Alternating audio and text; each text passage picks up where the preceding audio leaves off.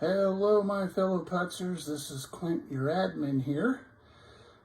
Just digging through some of my boxes, and these are some of my 1950s putz houses. These were probably in the real early 50s.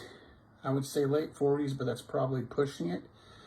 But from observing both of these houses, look at them really closely. They both have the same very thin paper printed windows. Same style here, doors and whatnot. And even their fencing, the scallop fencing, is also styled in the same way.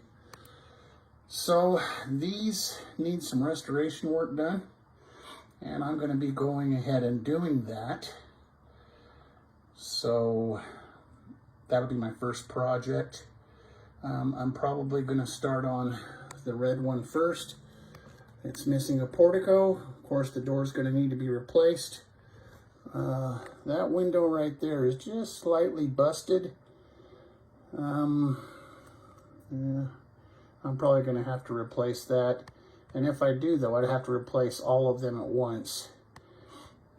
Now, off of some of my old houses, I'm able to recycle the windows, and these are from houses that are really busted up, that are just about, well, I just use them for parts.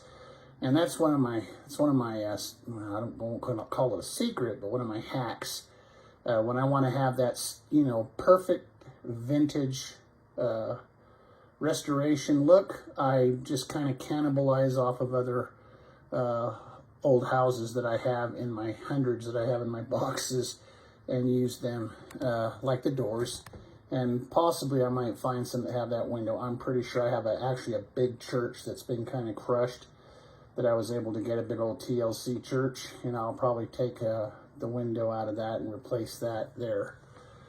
Other than that, like I said, the portico needs to be replaced. It needs to be cleaned up. There's some angel hair or some cotton up on top of there. Of course, the trees must be recolored.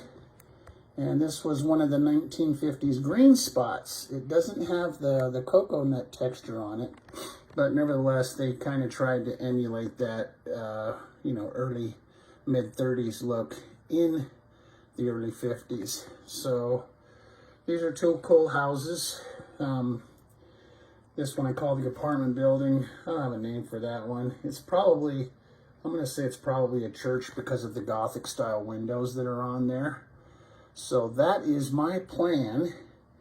Either this afternoon or tomorrow, I will be starting to work on it, and I will go ahead and set up a tripod and start showing you how I restore these little gems.